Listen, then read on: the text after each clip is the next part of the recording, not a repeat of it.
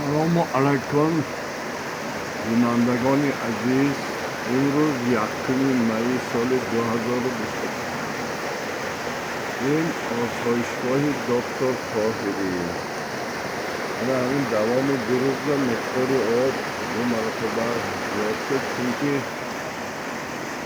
هوا گرم شد، آب هم زیاد شده ایستاده است. منظرهای زیبا جای حلاوت بخش در سر آب دریا، دانش پرنده ها،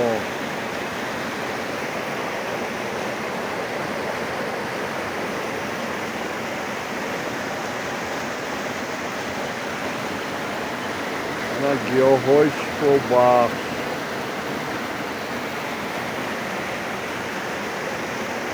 بوی فارم گل و گیاه ها آمده ایستاده است.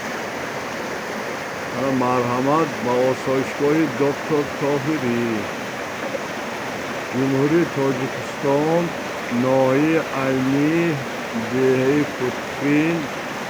آسایشگاه دکتر طاهری به شما آسایش و سلامتی میبخشد. سلامت باشید، سرسالم شوید.